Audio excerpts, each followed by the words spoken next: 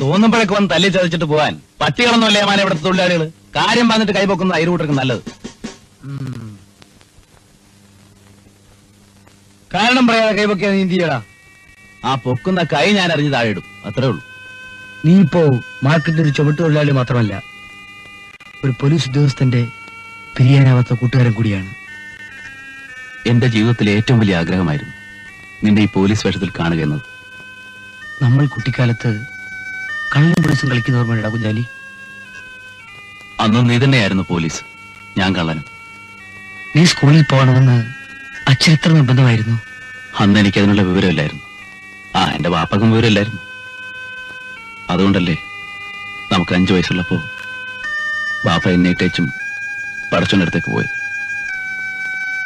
അന്ന് നിന്റെ അച്ഛൻ എന്നെ വീട്ടിൽ വിളിച്ച് കയറ്റില്ലായിരുന്നെങ്കിൽ ഞാൻ പട്ടിണി ഒന്ന് ചാകുമായിരുന്നു. ചന്തയിലെ ചട്ടമ്പികളുടെ കയ്യിൽ നിന്നും അടിയും ഇടിയും കുറെ വാങ്ങിയിട്ടില്ലേ? ഞാനൊരു പെങ്ങളല്ലാതെ ആരിയ്ക്കുന്നു തുണി മുക്കി ആവി പിടിച്ചു തരാൻ?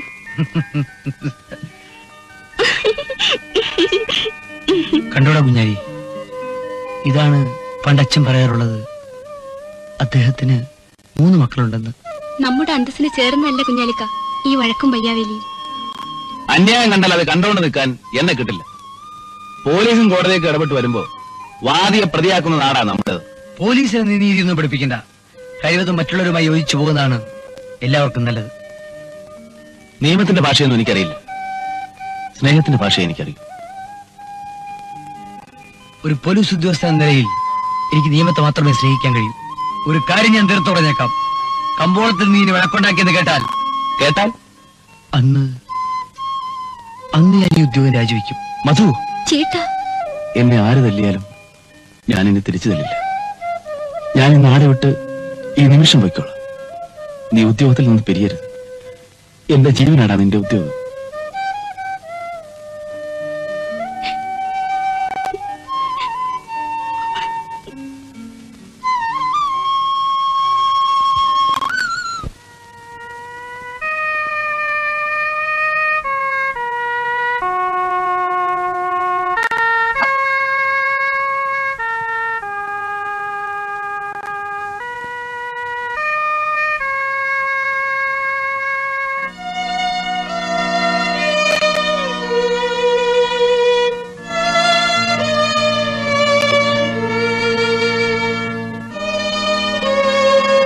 ഈ ഗുളിക മരുന്നും കൂടെ 6 നേരത്തേക്കുണ്ട്. ഈ ഉപകാരത്തിന് എങ്ങനെ നന്ദി പറയണമെന്ന് എനിക്കറിയില്ല. നന്ദിയൊക്കെ നല്ലപോലെ എഴുന്നേറ്റ് നടക്കാറായിട്ട് പറഞ്ഞാൽ മതി. ഞാൻ പോയിട്ട് വരാം. മരുന്നൊക്കെ സമയത്തിന് കഴിക്കണം. കുഞ്ഞാലിക്ക,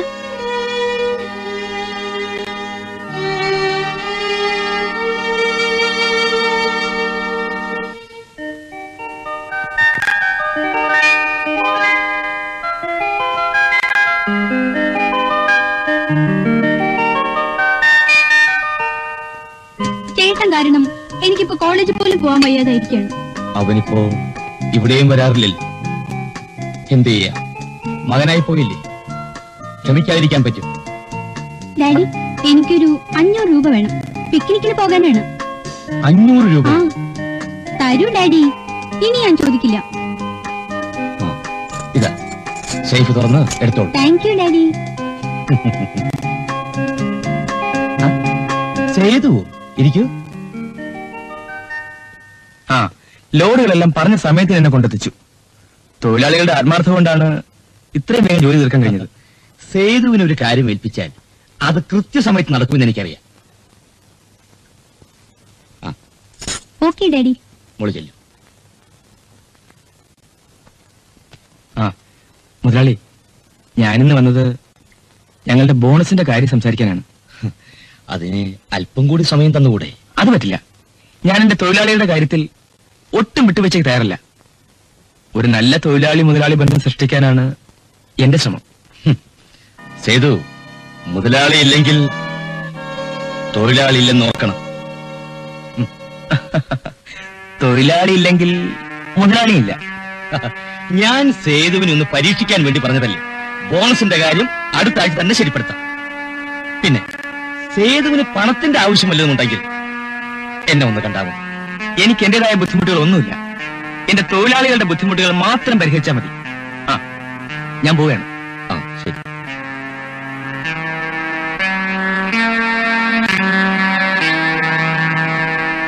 മുതലാളിയുടെ ഈ ഇലയിലൊന്നും അവൻ കൊത്തത്തില്ല. അതിന് വേറെ ആളിനെ നോക്കണം. ഒന്നിച്ച് ആ തുക ബാങ്കിലിടാൻ പറഞ്ഞാൽ സംഗതി ആകെ കുഴപ്പമാ. മുതലാളി കളക്ടറെ വിളിച്ച് കാര്യം പറ. എന്നിട്ട് നടക്കുന്നില്ലെങ്കിൽ മിനിസ്റ്ററെ വിളിച്ച് കാര്യം പറ. എന്നിട്ട് നടക്കുന്നില്ലെങ്കിൽ എന്നെ വിളിച്ച് കാര്യം പറ. ഞാൻ ശരിയാക്കി തരാം. എരപ്പാളി. പോകാൻ പറഞ്ഞു ഞാനങ്ങ് പോകത്തില്ലേ. എന്തിനാ ചൂടാകുന്ന ആവശ്യം? ഒരു പഴം തന്നെ. തൃപ്തിയുണ്ടോ? ഇല്ല.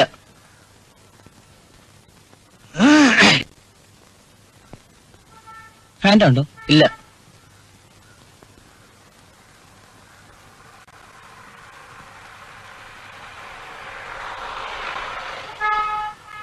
ഒരു പഴം കൂടെ തരൂ.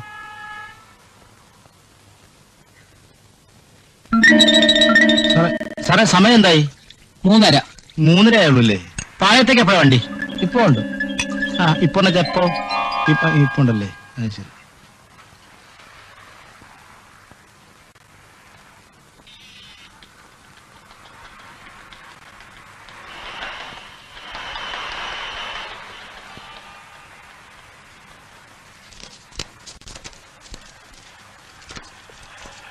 വർഷങ്ങൾക്ക് മുമ്പ് ഉത്തരേന്ത്യയിലുണ്ടായ വെള്ളപ്പൊക്കത്തിൽ എന്റെ മാതാപിതാക്കൾ ഒലിച്ചുപോയി. അതിനിപ്പോ ഞാനെന്ത് വേണം? 12 അംഗങ്ങളുള്ള കുടുംബത്തിന്റെ ഭാരം എന്നിലായി. അത് ശരി. 4 പേരെ പോലെ ജോലി ചെയ്ത് ജീവിക്കാൻ മനസ്സില്ലാത്തതുകൊണ്ട് കഴിയുന്ന സഹായങ്ങൾ ചെയ്യാൻ അപേക്ഷ എന്ന് മാരാരാശ്രീ NB വായിച്ചു കഴിഞ്ഞാൽ മടക്കിത്തരാൻ അപേക്ഷ. അവന്റെ അമ്മയുടെ മലവെള്ളപ്പൊക്കം. കാശിലുണ്ടോന്ന് നോക്കട്ടെ. അയ്യോ, ഇതെന്തോന്ന്? കോട്ടയാ. ഇവൻ എന്ത് ദരിദ്രവാസിയാണ്. ശവം. അയ്യോ,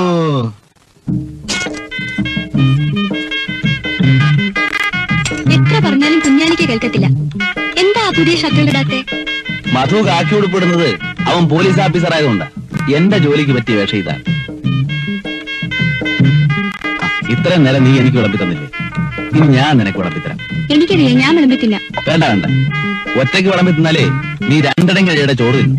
തടി കൂടിയാലേ അതിനൊത്ത ചെക്കനെ കിട്ടാൻ പാടാ. അവിടെ ഇരി. നീ അവിടെ ഇരിക്കു വെച്ചേ. ഞാൻ കൈ കഴിയില്ല കുഞ്ഞാലിക്ക. ആ, കൈയൊന്നും കഴിയണ്ട, നിനക്ക് ഞാൻ മാറി തരാം. വാ വിളിച്ചോ. ആ ആ ആ ആ ആ.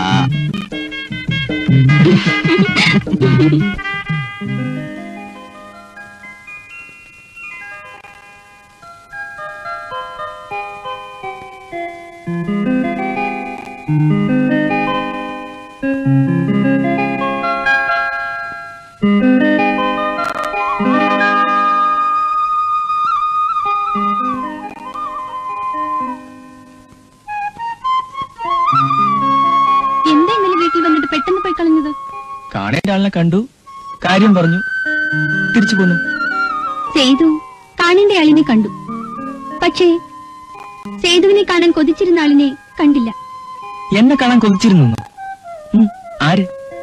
കാണാൻ കൊതിയില്ലായിരുന്നെങ്കിൽ ഞാനിപ്പോ വരുമായിരുന്നു. കുഞ്ഞു വീട്ടിലേക്ക് പോകും. ആ, കുഞ്ഞെന്നോ? എനിക്ക് സംസാരിച്ചെടുക്കാൻ സമയമില്ല, ജോലിക്ക് പോകാൻ സമയമായി. വരൂ.